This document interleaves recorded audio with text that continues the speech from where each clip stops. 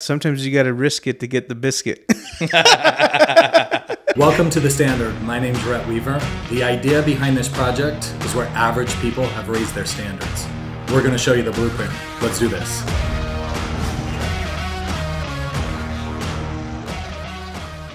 Welcome to another episode of The Standard. I'm your host, Rhett Weaver. Today, we've got one of my favorite people on earth, Jorge Barragan, CEO. Wow. I gave One you of a your wow favorite. already. I know. CEO, owner of the Picklr. We'll get into that in a minute. Bishop, father of 6. Yeah. Mexican-American. What else do we want to cover? Wonderful husband. You forgot that. I know. The best. And Sadie's the best, too. So She is. She is. How you doing, dude? Good. I'll be honest, I'm a little tired today, but I'm good. What you been up to today? Today was a little bit better. Yesterday, I wish you could have seen me in my hazmat suit. Looked like Walter White. I don't know if I was, getting ready to cook some stuff or cleaning a homeless people clothes.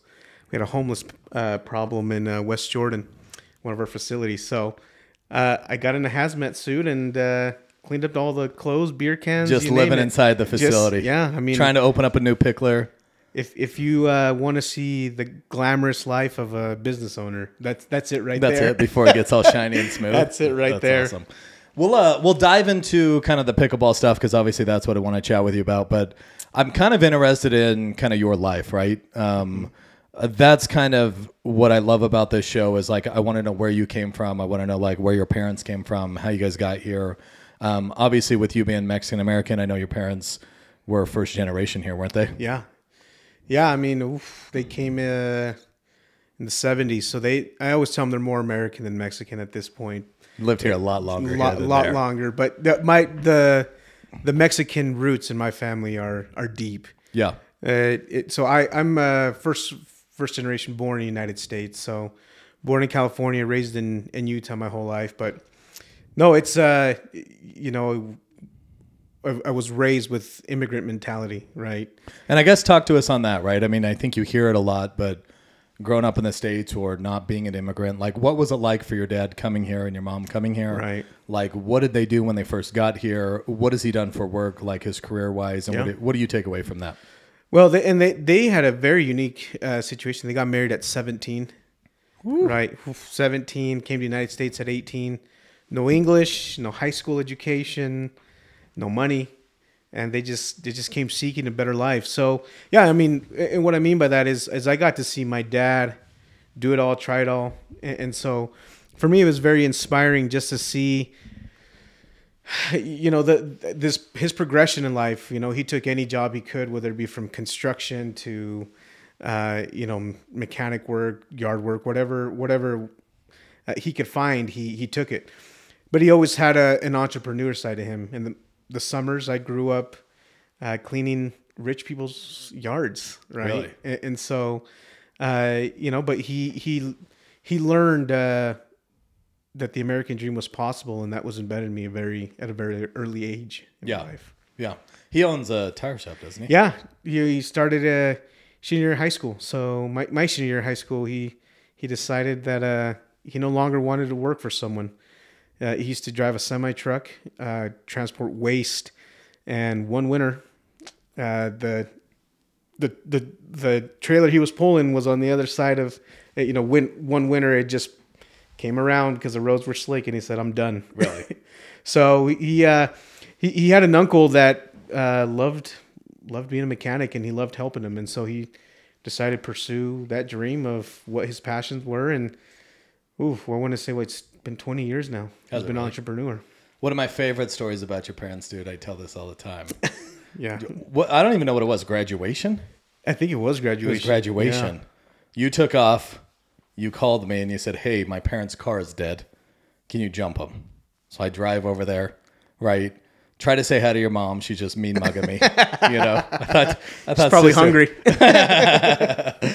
So anyways, this is like the first time I ever learned this trick. I think we jumped the car and your dad went to the back of the trunk, grabbed some water bottles.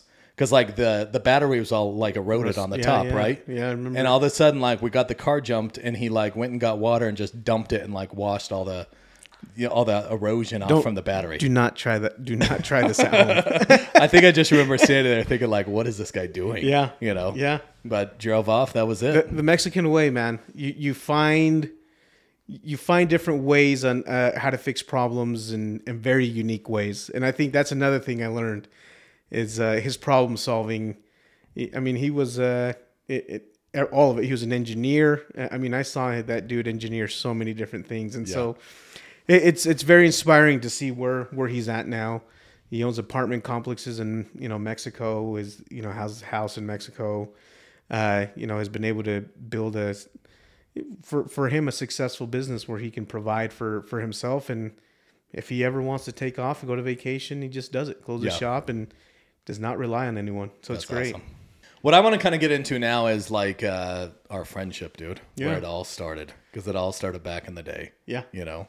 I guess to give some context, my wife, her sister is one of your good friends from high school, right?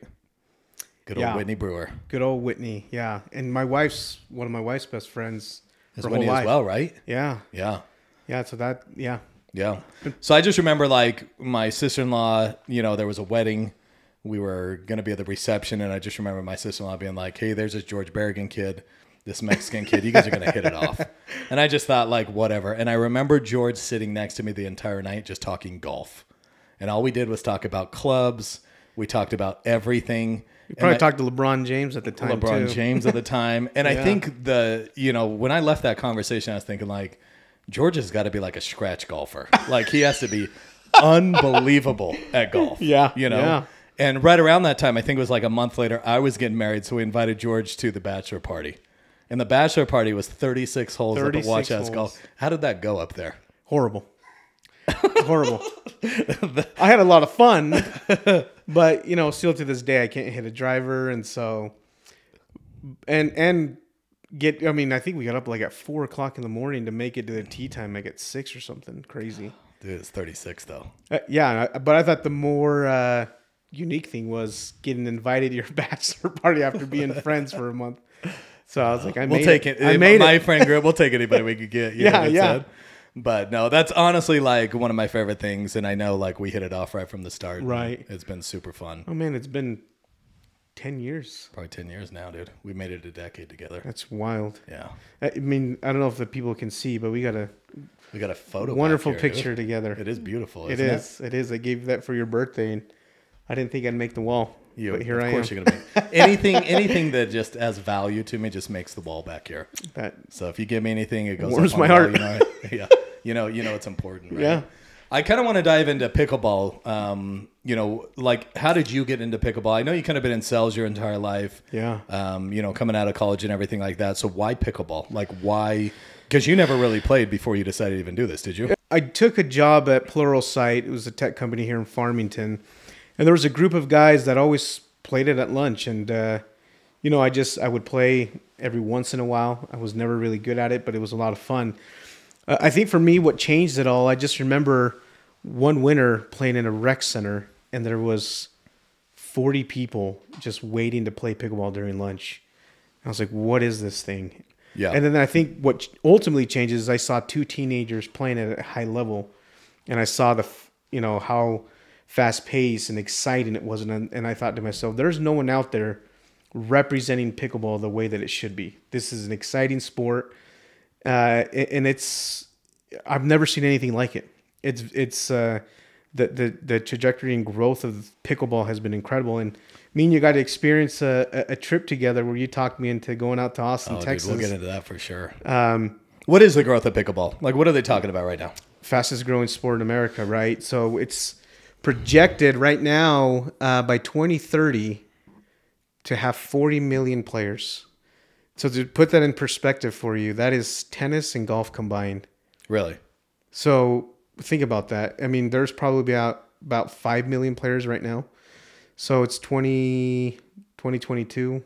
Yeah. So, we're right around the corner. 7 years, they believe we're going to gain 35, what did I say, 25 million players. Yeah. Which is wild. Yeah. So how did you, so from just being a Pluralsight, playing a lunch, I think your first thing was you created a paddle, right? Yeah, I did create a paddle. That was kind of your idea first? Yeah, and again, I didn't see the Nike or Adidas of pickleball, and so Yeah. my mindset is, how do I create something that represents what the sport is, but also how do I capture the young group that's coming up? Because pickleball started and everyone's like, this is an old person sport, Yeah. right? Me and you have seen it played at a high level. It's unreal. It's unreal. And so that was kind of my first idea is what is the market missing in pickleball? And it was a brand that really represented what it was. Yeah. And so ultimately, I decided let's try it out. Let's see what this can do. I ordered 300 paddles and I was selling 100 paddles a month just on Instagram ads with one of my buddies. Yeah. And so I decided to take it a little bit more serious. December 2019, I submitted an order. If you guys can do the timeline in China, that's when COVID hit. Yeah. Everything shuts down. Yep. And I don't hear anything from the manufacturer for 6-7 months. So Wild. That ultimately kind of changed how I moved. So you in kind of pickleball. went from, making paddles to let's open up a facility. Yeah, let's how open up a How did gym, that yeah. conversation even come about? Yeah, no, that is that's kind of a crazy story too, because ultimately I had a adversary be presented in my life, and what I mean by that, so December 2020, so a year later, Yep. COVID Yep. is still around. I'm working for a supplement company. We're killing it because at that point everyone just wanted to get healthy to Correct. ultimately fight the virus, or for whatever reason people wanted to get healthier. Merger happens. I was the first employee to get laid off in December 2020. Just like my dad, I told myself I never Work for somebody. work for someone again. And so that's when, I still loved pickleball. I saw opportunity. And so I started looking at, what is the next thing pickleball is going to need. And especially in Utah, we're playing in rec centers on basketball courts. People are waiting in lines. And so ultimately I thought, what about an indoor pickleball facility? Yeah. Which was a risk at the time. I just had my fifth kid. No job. Fifth kid under what age? Fifth kid at that point, under probably 7 or 8. Yeah. Right? No job. And so I decided, well, why don't I just Open take one up. on a 15,000 square foot lease under my name? And, I called my buddy Austin, who's one of the co-founders of the Picklr, and I said, I have this idea. What do you think? And before I could even finish, he said, let's do it. Yeah. It's like, well, let me explain. He's like, let's do it. Right. And so it's sometimes when you come up with ideas, right, I think a lot of us are initially scared to do it. And so I was lucky enough to have someone that was gung-ho about it and said, let's do it. Yeah. And I think for me, that gave me confidence that idea would work. Yeah. And so that's all it took. I think two things that are super cool about this conversation right here is, number one, honestly, I think it's just a true testament of whatever you want to do and you put it in motion. I'm not saying it always works out, but the odds are like, as long as that's number one. Number one is just putting it in motion. Number two is you're solutionizing a problem. And I think that's the key thing that everybody needs to take away from this is you saw a sport that a lot of people were looking to play. You thought the concept of this was, hey, I'm just going to sell a bunch of paddles and make a bunch of money. But then you thought, well, here in the state of Utah, we got bad weather. We probably, even in the summer, it gets probably too hot. Yeah. So you either got to play early in the morning, late at night, wind sometimes, wind coming out of the mountains, whatever that looks like.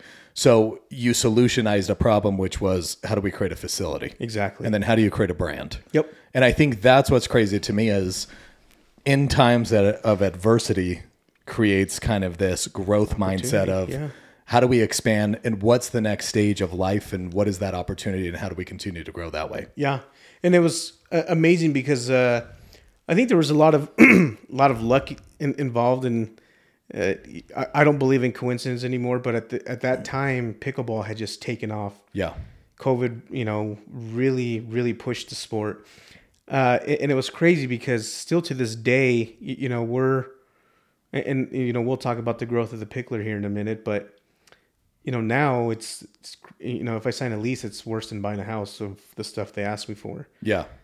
The building owner didn't ask me for pay stubs for a job, credit, business plans, nothing. Really? He just let me sign a lease.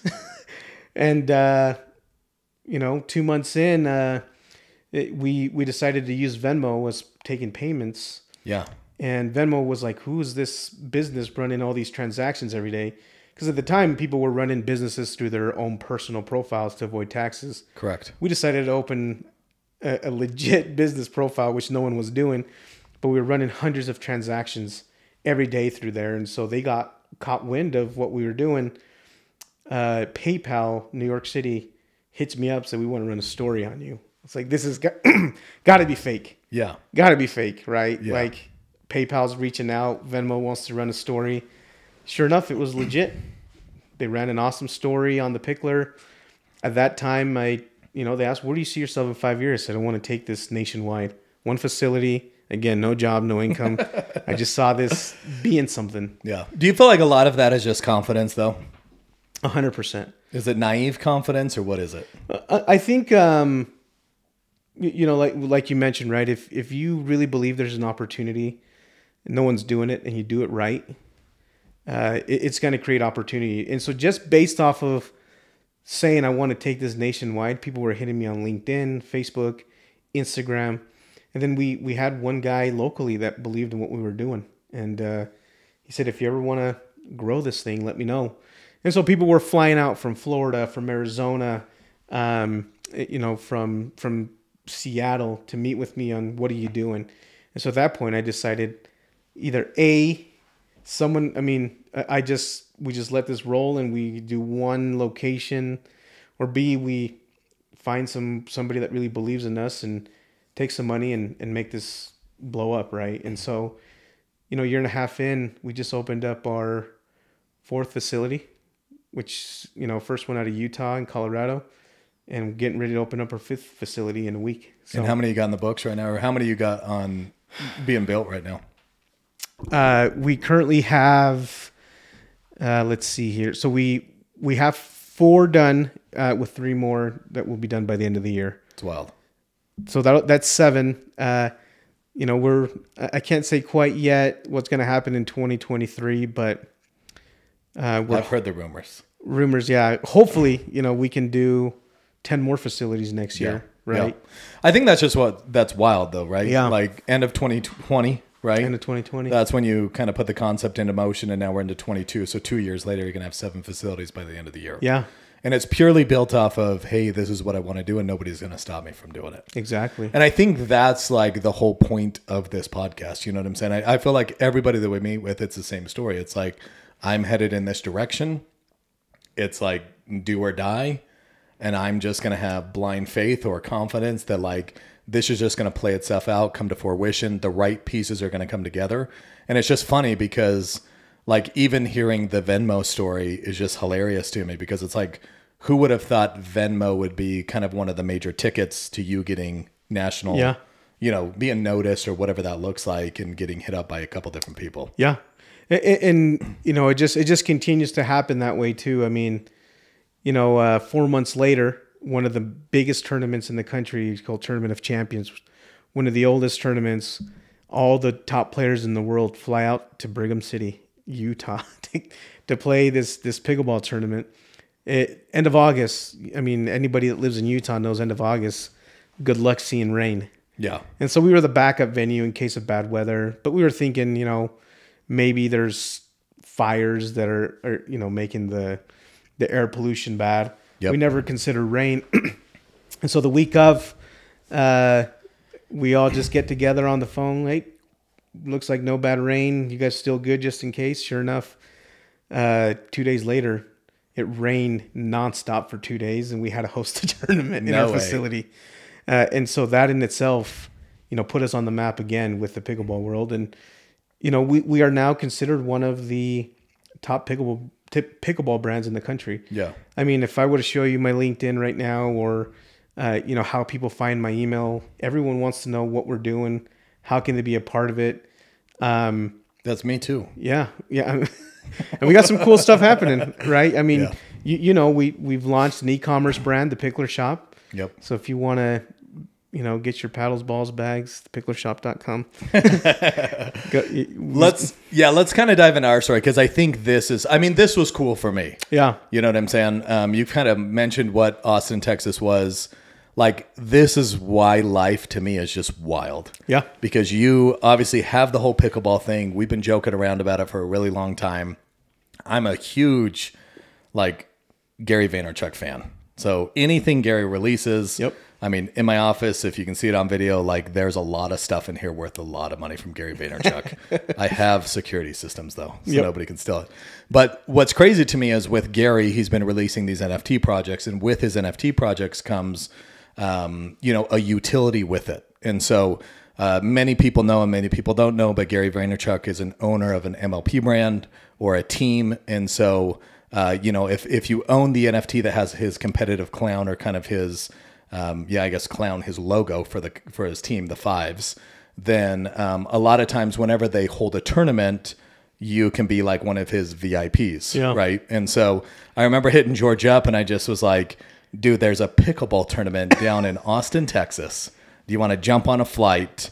And what's funny to me is I think I only had one NFT at that time. Yep. And I just said, George, I'll buy another one and let's just go. So I bought another NFT from Gary. And obviously I own quite a few of them now because I'm a big believer in him. But we just flew down to Austin, Texas. And what I thought was just going to be like, hey, let's watch a little bit of pickleball, turned into something. It was more of me watching George in Bishop mode introduce himself to every single person. And I thought what was really cool for me is the owner, Steve of Major League Pickleball. I mean, you guys chatted quite a bit. That was the first time you met Steve, right? Correct. Yeah. And it was all just because of me hitting you up saying, let's roll. Exactly. And I'm actually flying out to the collegiate tournament Thursday, and we'll get to chat with him again. We're trying to bring the collegiate tournament to Kaysville next year. Yeah. Which is very exciting to see so many clubs participate in that. But a lot of things came about because of that, right? Duper, he owns Duper, which is the official rating system for pickleball. And we're in conversations to hold regional tournaments here. They're asking us to be one of their partners. And so, because of that, and when he says because of that, because of Rhett. Because of Rhett.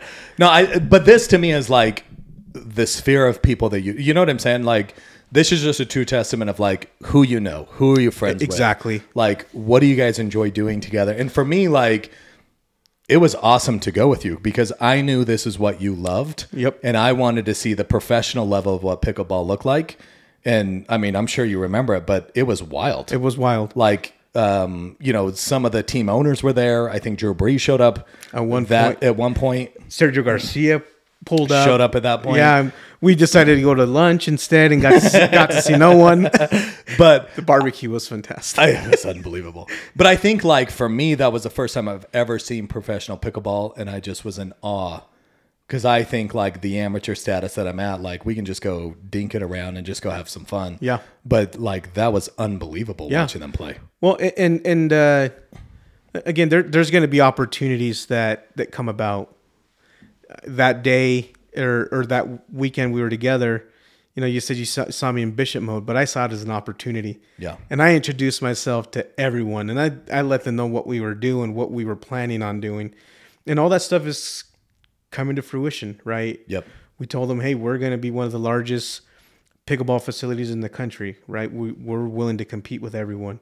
We're willing to take on e-commerce giants because we believe that we can provide a better product and a better experience for customers.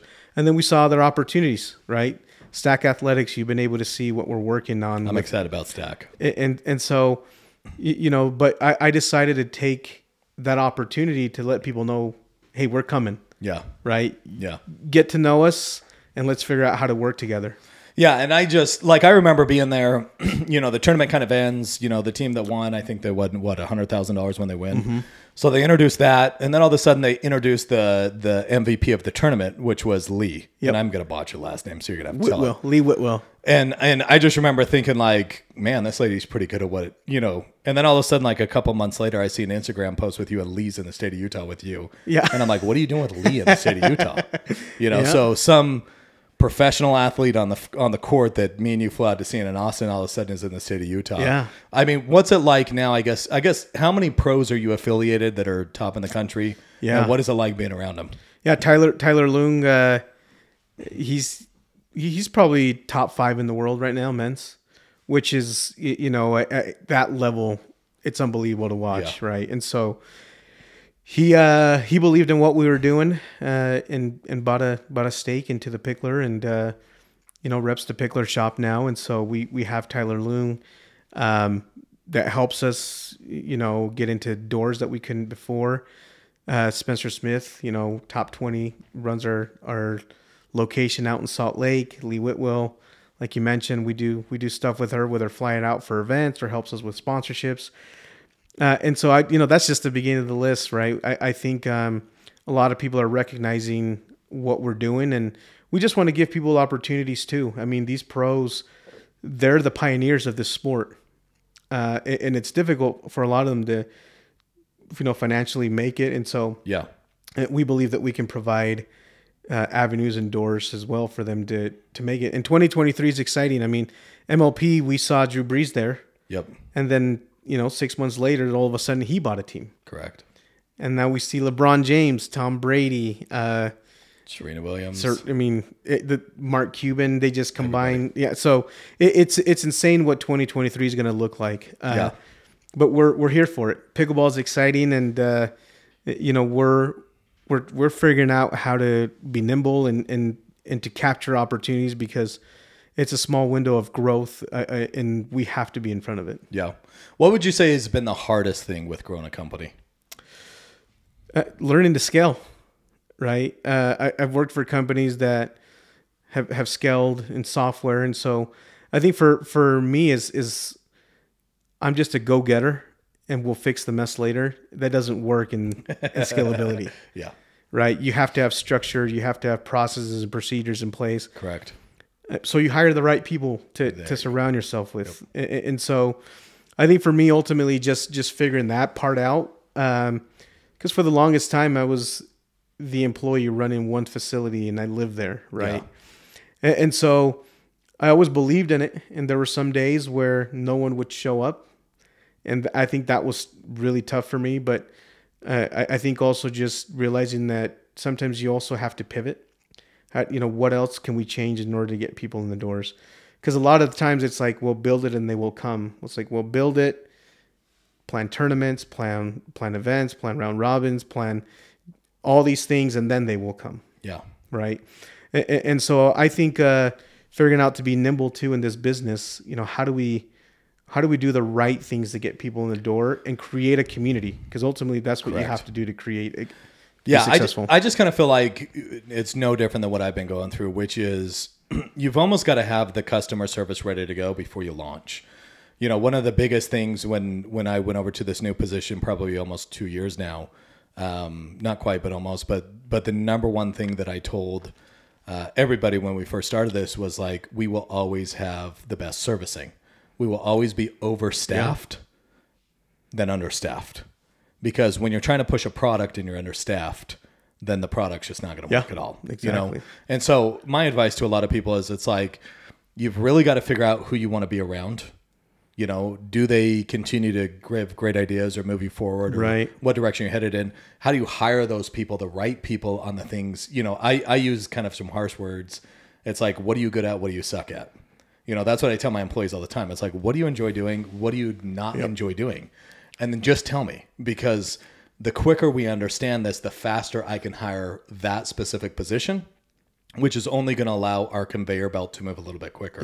Yeah. When you've got a bunch of employees that are doing stuff that they don't like doing, it just means they're going to procrastinate or not, basically put it on the back burner. Yep. Which means those things just don't get done. Yeah.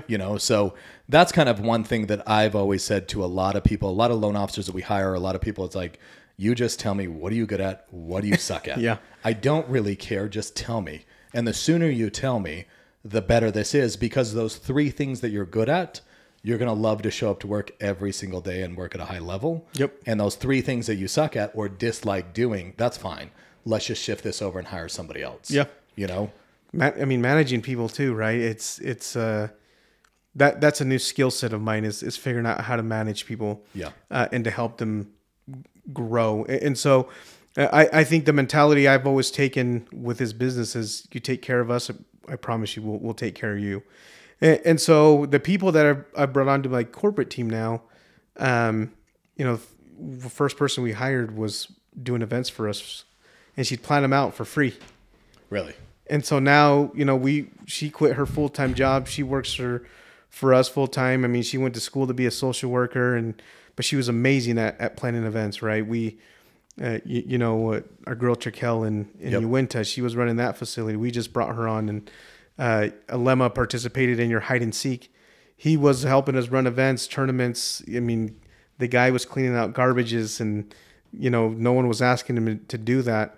But he learned the ins and outs of the business, and we always told him, if you learn to do it the right way, there's always going to be a position for you when it comes available. Yeah. We just hired him to be a general manager, our first general manager for Northern Utah locations. Yeah.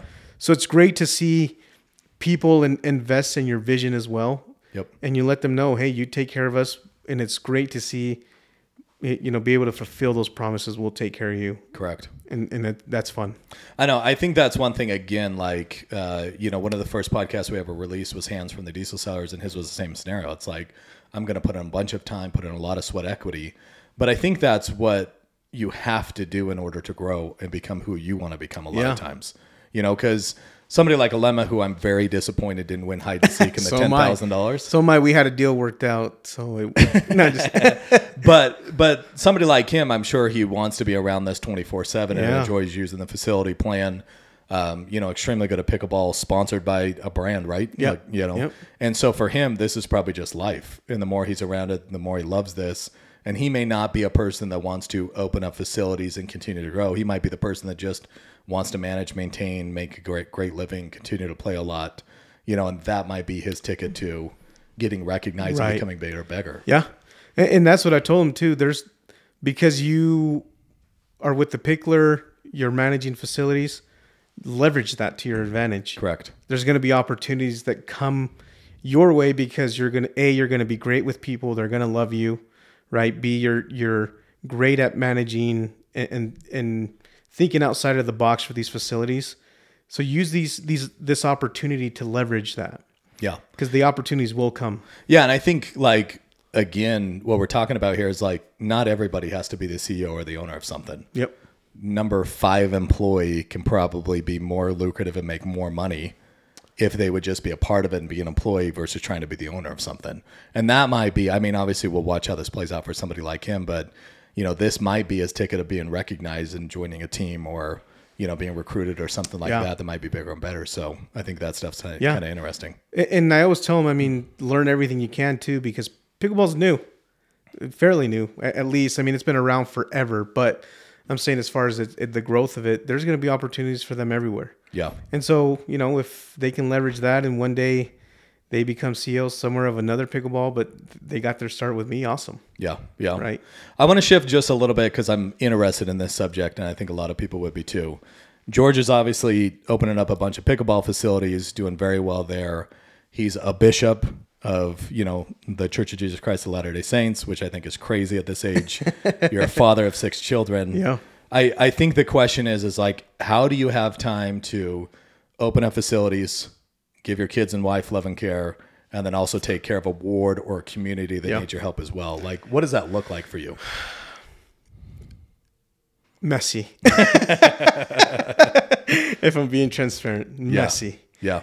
But, I've always tried to figure out how to find a work-life balance, or just balance. And what I've come to the conclusion is you can't.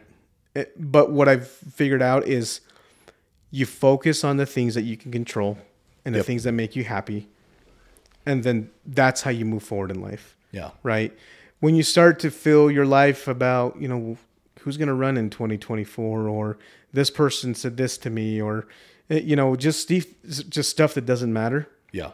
That's when your life starts to get complicated. My life is complicated, but it's all based off of stuff that I love being around, things that I can control and that I love. And so for me, if it's, hey, today I got to see my kids for 15 minutes, tomorrow I'm going to prioritize being with them more. Yeah. Right. Or, you haven't had a chance to serve your ward.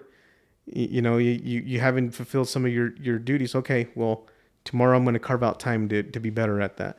And obviously sometimes it doesn't work out the way you want to, but when time is limited, when your resources are limited, you focus on the things that you can control and that make you happy.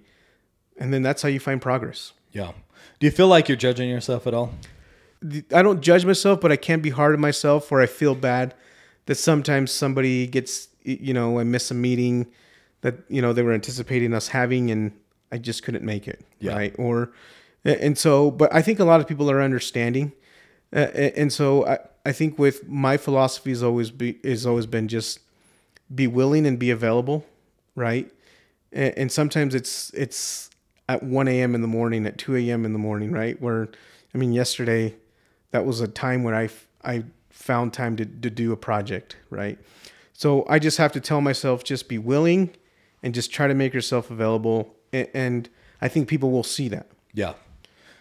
How much stuff is done after hours? And when I say after hours, typically everybody's working 9 to 5. Yep. How much stuff you doing before 9 a.m., after 5 p.m.? Every day. And it's funny because my employees now know, my wife knows I have a night shift every night. And I always tell people, all right, it's our time to go to night shift. And it sucks because I know it suffers with my wife, right? Because we're very strict on putting our kids to bed, 7:30, 8 o'clock. It's night because we need our time. Yeah. And so sometimes my wife is, Sadie, she's, we call her the chaos coordinator. She thrives in that. But sometimes that suffers because we're running a new business. Yep. I have to dedicate, 70 hours a week sometimes. But again, it's figuring out how do I prioritize? Well, Sadie, let's go on a date this week and let's give time to you. Yeah. Right. Or you want to go to this high fit class. Let's figure out how I can make it work so that you go to your class, we'll get the kids down and yep. You can go and enjoy your time. Yeah. And so, sometimes in order for us to be able to do the things that we need to, we have to be a little bit selfish and say, hey, I need this time for me, or I need this time with you. Yeah. And let's communicate. Yeah, that's what I was just gonna say. You hit the word right on the head, right on the nail. Like, I feel like the number one thing is communication, right? Like any entrepreneur that's gonna start a business, it's an absurd amount of hours. Yeah. Like, and honestly, like, I don't recommend it to a lot of pretty much nobody. Yep. Because the hard part about this is if you don't have a wife that understands, or a partner, it doesn't, whatever it is, boyfriend, girlfriend, whatever this is, whatever your vision is, if they don't capture the same vision and want to grow just like you want to grow, this is an absolute nightmare. Yeah. And so I think who you marry is like, that matters the most. Number two is like, what direction are we headed in as a family? You're probably the same way as I am. Like, kids are still pretty young. And I don't mean this rudely whatsoever. I just don't remember my childhood from 1 to 12. That's fair. Yeah. There's glimpses, there's things here and there. Don't get me wrong. But I've always told my wife, this is the most amazing time in life to push as hard as we possibly can. Because once my daughter hits 11, 12 years old, I don't know why I've got that in my head, but probably 10 to 18, 12 to 18, those are the most important years of life to spend an absurd amount of time with her. Yep. Which means now I shift from an absurd amount of time working into how do we spend more time with them, helping them gain confidence, understanding who they are, and really who they want to become as they kind of make this shift through their teenage years and through life. Now, obviously, we'll see once we get there what work-life balance is like. Yeah. But I feel like what I'm very fortunate of being an entrepreneur and trying to grow a mortgage company right now is it's like my kids are young and I still see them a lot. We still, you know what I'm saying? We still go on vacations. We still do awesome trips every single year, but no different than you. It's like we're putting in an absurd amount of time, and sometimes that just is Danny's in the room with us, my videographer, but he walked in today on setting this podcast up and me and my wife are standing there eating dinner. Yep. 90% of the time, that's what dinner is for me and my family. Standing at the counter, yep, cutting something, talking real quick, and we're moving on to the next yeah. thing. And for some people, that's not okay. And that's okay. Exactly. You know what I'm saying? Yep. But for me and my wife, like, we're on the same understanding right now that that's probably what life is. And the only way we're going to continue to grow is if we put in a lot of time and a lot of effort. But it also is sacrificing a lot of things. And I get it. Like, we've had friends and we've had family kind of say to us, like, you guys are just too busy. Like, you guys don't really care about us and blah, blah, blah. And I'm just like, it's not that we don't care. It's just there's so much going on that I don't even know how to explain it to you. Yeah. And you won't understand unless you're sitting here with me. Exactly. You know, you bring up a good point, because without the buy-in of my wife, I would never do this. Correct. And it's funny because she's known I've had an entrepreneur spirit since, I mean, day one of marriage, right? Yep. And it's funny because I've asked her, I want to do certain things in life as far as different business ideas. But it wasn't until I had lost my job, had 5 kids, no income, where I said, I want to be an entrepreneur. Gotta figure it out. Go ahead. Yeah. It's wild though, isn't it? Because it's like, honestly, it's like, what's the alternative? You're going to go back to a job, or you're going to start putting out resumes and trying to figure somewhere out to make an okay income. Yep. And you guys probably sit there and stare at each other, and it's like, is this really what we want out of life? Yeah.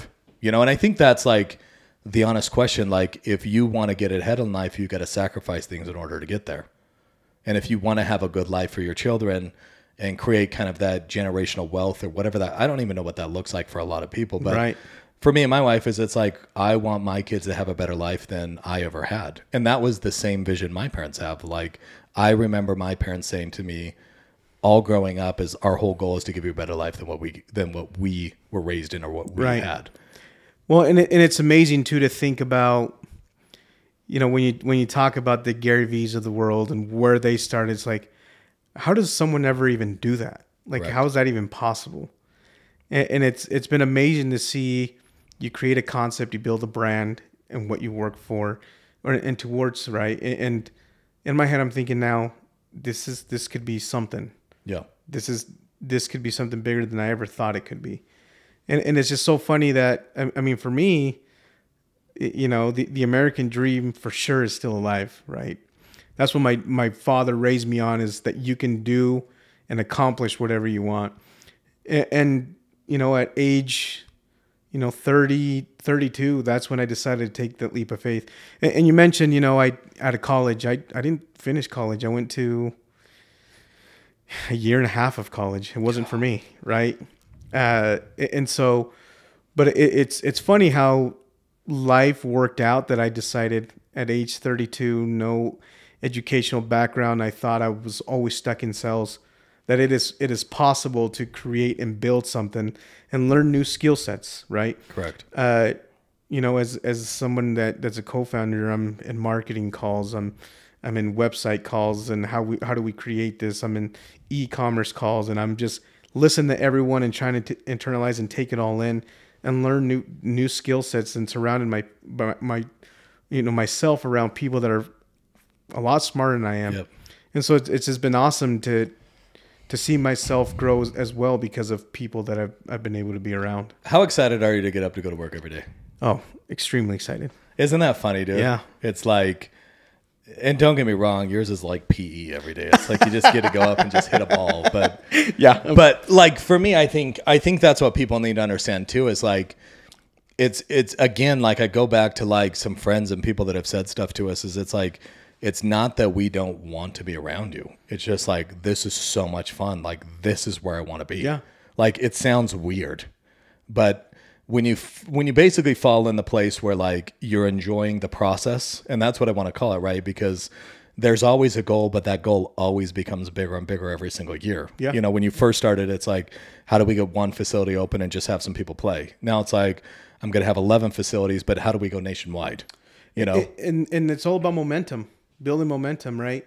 Correct. And once you build that momentum, it just can't stop it. You can't stop it, and so you're right. It's sometimes you don't want to stop it. Let's rephrase that, because I mean, it's no different than like sports, right? You always see the momentum. Somebody calls timeout, it completely shifts. So it's almost like when you're on that momentum high, how do you keep that high running? Yep. And how do you keep it moving faster and faster and faster? Exactly.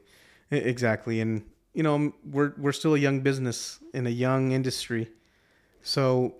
I always tell people right now, 2 weeks in the life of pickleball is like a year and changes. Yeah. Which is sometimes a little hard, but it's just crazy to be. I mean, Google pickleball right now. Every news media outlet, every celebrity, everyone is just talking about pickleball. Yeah. And to think, back in 2016, I was thinking about what can I do with pickleball.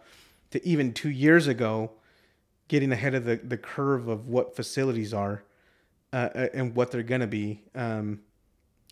It's just been amazing to see my vision or an opportunity that I saw. It's we're pioneers in this now. Yeah, it's a lot of fun. Talk to me about kind of your guys's, because I've obviously want in every way possible. You know that. You know what I'm saying. Yeah. But I guess talk to everybody about your concept of the Picklr and kind of your version of the best and what that opportunity is going to bring to a lot of amateurs and a lot of players. Well, it's awesome because I think for us old guys, right? We grew up playing sports. We miss those competitive spirit juices, and people. The sport is very inclusive. It's a participation sport, but I think that a lot of us that play, we in our mindsets we think, oh, we can go pro. Which is, it's funny. You see a couple of shots 18, and you do. Dude. Yeah, we're gonna go pro one day. No, but it's it's just funny to see the mindset. But it's also great to, those butterflies to feel those competitive juices again, right? Yeah. Or if you just want to play for fun, because ultimately this sport is a lot of fun. Yeah. And so we give people the opportunity in our facilities to, first of all, have fun, but second of all, to feel those competitive juices, and we do it through. You've actually been very influential in helping us create a competitive series, making it feel more like a club. Because again, we're golfers. Yep. Well, you're a golfer. I just like to play. And so the concept is how do we create a competitive spirit, have pride in the club that I belong. So if I belong to Uinta or Logan, West Jordan, Sandy, whatever, how do I show pride in being the best at my club, and then represent them and go play somebody else? Correct. And so the best of the best series allows you to dictate, are you the best, in this division? It starts from 3-0, it goes to 5-0. And then, once you establish that club championship, we're going to give people the opportunity to play other clubs. And let's figure out who's the best in Utah. No, I love that, because golf is no different. You know what I'm saying? A lot of people take pride, even if it's like a muni, like a county golf course. Like people take pride that they won a club championship there, or they're on the 8-man team, or they take a lot of pride in that's the place, that's our home base, that's our home course, right? And it's very competitive going in between. So, yeah, I mean, I love sharing thoughts with people all the time. Yeah. I just hit a kid up the other day that was talking to me about supplements, and I'm like, here's the problem that I have with my supplements all the time, which is they spill in the car all over the place. Give me something where I don't want a package where you tear it open, and give me an Alka-Seltzer of a supplement, of a pre-workout where I can just break the tablet, drop it in, and then it just fizzes right up. And it's not a mess in my car or anything like that. If anybody steals that idea, I want 10% royalty. Here it comes. You'll see it next year. I know, right? But no, I mean, I'm always feel like I'm trying to solutionize people's problems, and I enjoy that part of it. And so for you guys to even listen to my concept and actually put it into place is pretty awesome. Yeah, it's and I still think it's still so new. We don't fully understand how fun and big this can be year after year to determine who's the best player in Utah, and to have that title. I'm the best of the best at this skill level. Be right? Awesome, dude. And we've done fun stuff with you, right? You are, you're going to be the official sponsor of the best of the best. And can't wait, dude. Some cool things we did last year. We did the gold jugs as a trophy, and those were a hit. Yeah, and the jackets. Yep. People wear those with pride. I see people around with those jugs or those jackets, and I get a little hate in my heart because I wish that was me. So I went and bought myself one just to say that I have one. No, for me, it's always growing the brand. You know what I'm saying? And so I always look for opportunities. From a selfish standpoint, it's always opportunities on what's growing, where my brand from a, mortgage side of stuff can help people out. And so, teaming up with you, being a really good friend, there's obviously a reason to A, pay you money to be a part of that and help you guys grow. But B, selfishly, it obviously gets my brand throughout the whole state of Utah. And I think what's cool is being friends with you. Like, I wouldn't have another opportunity with another pickleball company to do this, nor is there another pickleball company in the state of Utah growing like you guys are growing, so I just think it's really funny how life kind of plays itself out. I know. Yeah. And it's fun to reflect back on that, right? Yep. To just be in a one facility company to now really having conversations. How do we, and things shifts. I firmly believe, when people reach out and say you're an industry leader in pickleball, how do we become the most recognizable brand in the world? Yeah. I want that title. Before we shift out of pickleball, because I want to go into one more thing. Yeah. Like, what's kind of the overall, from a CEO growing a business, I guess, what is the one takeaway for you as far as somebody that's trying to start something, or somebody that's scared out there that just doesn't know what to do? What is your advice to them as far as, just moving, whatever that might be? Yeah. It's funny because I my close friends that know me, I always say the two cheesiest quotes, but they actually do mean quite a bit to me. And you just when you're scared money don't make no money, right? It's true. and so for me, I live and die by that now. Yeah. Because there was a lot of times that I was scared. Yeah. Those scared moments limit you to your potential growth. And I firmly believe that every person in the world is meant to be an entrepreneur, because we all have desires, we all have likes, hobbies, things that we love. And we always try to figure out what is it that I love, and how can I actually make a business out of it? Correct. I firmly believe it's possible. And don't you feel like it's easier now than ever with the internet? 100%. Yeah. Yeah. And it's crazy to see how social media has played a role in this. I mean, we, our account reach on Instagram, we were just looking at it. It was, we reached 190,000 accounts in the last 3 months. Like, really? It's crazy. Yeah. It's crazy to see that happening. Yeah. Which is pretty awesome, which is a huge growth. Yeah. I'm the same way. Like, if anybody looks at my personality, I'm just a huge risk taker. And whether that's a bonus or that's a minus, however the way, whatever you want to look like my wife's the conservative one. My wife's the one that's like, get with the financial advisor, make sure there's a bunch of money getting put away. Yeah. And I appreciate her, because that really balances us out. Because, like, honestly, I would spend every dime on marketing that I possibly can right now. And we would be broke as a joke, but that's why I think, like, she's a huge part of kind of what we're building and kind of where we're headed with this. Yeah, the second quote is, sometimes you got to risk it to get the biscuit. So best dad jokes right now. Yep. So, but there's a lot of truth to them. I said that when I announced the Picklr. I said, sometimes you got to risk it to get the biscuit. And it's, and again, they're just quotes that they're cheesy, but when I think about it, it has a further meaning to it, right? And so, but it always been around. Those quotes have always helped me, because people do limit themselves because they're scared. They don't want to risk it. They don't think they know enough, and it's awesome to see, how people, when they take a risk, they figure it out if they firmly believe in something. Yeah, and that's what we're doing. We don't have everything figured out, but we do everything that we can to figure it out. I know. I think my takeaway from this is just put it in motion, just get moving. Yeah. And just have blind faith that it's going to work out and stuff's going to play itself out. I do want to shift into one more thing. My wife really every year throws a pretty big party for me. Yep. She does a very good job at throwing a birthday party for me. Yeah. And if you get invited, obviously my birthday's on Halloween for those people that don't know. So when you get invited, you got to dress up, you got to come. I know at my age and your age, like, it's not that fun to dress up, but it is what it is for Keely. Yep.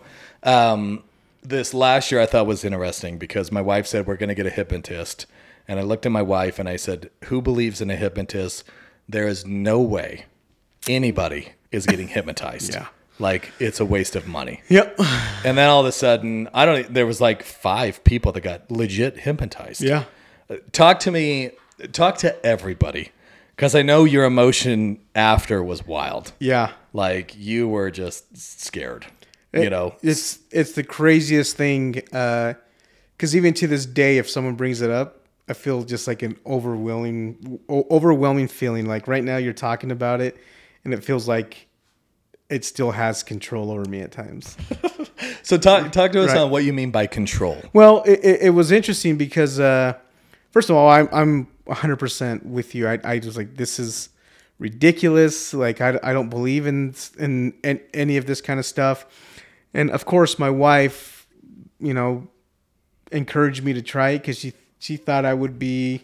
You were hilarious. Don't get me wrong. Hilarious up there. Like, it was the greatest thing I've ever seen. We're actually going to cut into this podcast and we're going to put some live footage of that. I hope not. Because some of the stuff that I did, I would never do. Right? You would never do. And it was crazy for me because somebody truly had control over me at that time. Yeah. And for me, I was fully hypnotized where if he said to do something, I'd do it. But I was awake inside and I was like, just snap out of it. And you saw how emotional I'd get. Yeah. I was crying at times because I just wanted to snap out of it. Yeah. And I couldn't. Yeah. Right. And so it was crazy in the sense that, I mean, first of all, one, it taught me that I never want anyone to have control over me, my thoughts, my beliefs, etc. Yeah. Right. I want to be able to have full control of my body. But number 2, it also taught me how strong the brain can be. Right. Because not only did he make me act like a chicken, poop out an egg. Wild. Have a dance battle. But like, before you go past that, like you actually felt like you birthed an egg. 100%. I thought my butt was ripping apart. Like, I think that's the most wild because I remember like you were a puppy, and when you were done, you were like, "Dude, that was the greatest feeling I've ever had." When someone life. but he said you're a sunflower. That's what it was. And then he said the sun is hitting you, and I just remember feeling the sun rays hit me, and I was the happiest I had ever been. Like this is to talk about this dude is bonkers. But then at the end, he tells us, "I'm gonna bless you with with the ability to accomplish whatever it is that you want in your life, and I want you to think about what it is." Right? Yeah. Golly, you know how emotional I would get during when we talk about it. Yeah. And I think this is the coolest part of everything. But it's still, like I said, it still has a little bit of control over me when I think about this. And I think I've only shared it with you and Whitney and my wife, but ultimately when he said, what is it that you want to, oh my gosh, what is happening? It's crazy because it is still embedded in me. But he said, think about the thing that you want to accomplish the most and what is it? And for me, it was to take care of my wife's every need. Yeah. And I thought it would be a big house, cars, money. Yep. And so it's just weird because that's still embedded in my brain. Like I have no control of my emotions right now. Yeah. Which I'm trying right now to control it. And you've seen me in that situation where people would ask me what is, or even 5 minutes afterwards, if he said, if someone shakes your hand, start clucking like a chicken. I forgot about that. And my body would start clucking like a chicken. And we thought it was hilarious. And I hated it, right? Yeah. And so it's crazy because the power of the mindset of accomplishing something. Yeah. And again, I don't want to feel this way. But it has this weird control still. It's been a year. Dude, it has been a year. It's been a year. That's what I'm saying. Like, we thought this would be the dumbest birthday party ever. We died laughing because we were amazed at what happened. And then this comes out of it where it's like, it is a life lesson where it's like, there's so much good that came of that. Right. But so much negativity that came of that. For sure. That help you realize, I think, the positive of what the power of the brain could do. Yep. How the brain could make you actually feel. Yeah, so I think that's what's crazy to me about the power of the brain. But I guess what's your advice for people out there? And I'm not saying like they're hypnotized, but they're in a bad relationship. Somebody's controlling them one way or another. Like I guess let's take what you felt from being controlled to coming out of it, and what was that feeling like? Yeah, and that's a great question, because we see all these success stories, right? When we talk about my parents, 17-year-olds that are in the United States, no English, no educational background. The things that you sometimes have to tell yourself to truly believe that you can accomplish it. I think there's a lot of power in that, right? And believing that you can accomplish it. And so I think for anyone out there that has a dream or a goal, believe in yourself. Yeah. And I think you'll start to realize, the power within you to accomplish those things. Correct. And so if you're in a bad relationship, figure out how to get out of it, because you're worth more than being in this relationship. Your situation can get better. Be brave to figure that out. Right? If I hated, I liked most jobs I had, but by the end of it, I hated it. I never found happiness in it. Yep. And I always thought, this is my life for the next 30 years. I'm going to be a sales rep because that's all I know. Yep. I believed in myself to take that leap of faith. And again, this could all fail, but I can promise you, if it does, I will try again. Yeah. Because you know you can do it. Yeah.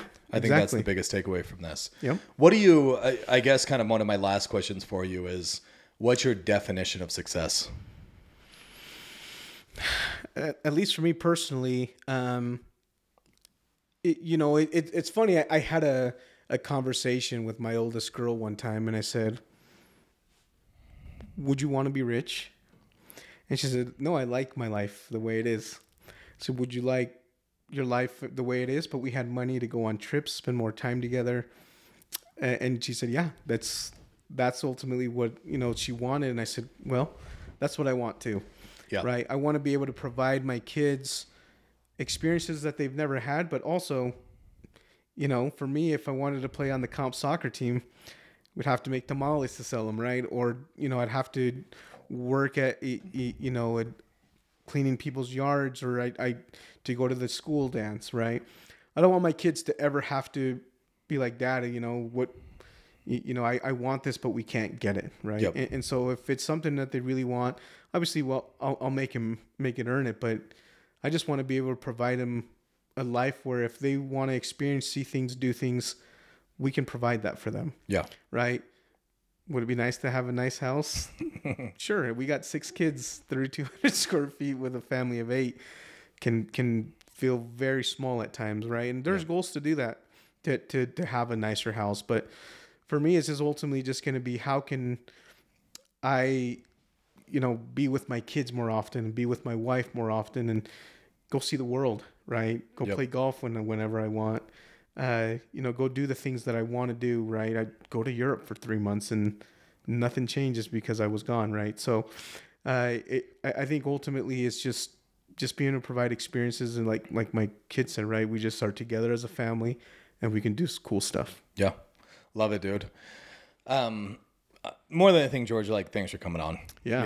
I think it's awesome that you took time away from your family, from your job, from everything that's going on to come spend time with us. I think there was a lot of good stuff that came out of this. Yeah. You know what I'm saying? I think what I'm excited for you guys as the Picklers, just to kind of see how this keeps going. Yep. And trust me, I want to be a part of Stack Pickleball. I want to be part of the Picklr. But honestly, George, genuinely, the reason I want to be a part of that stuff is because of who you guys are. Yeah.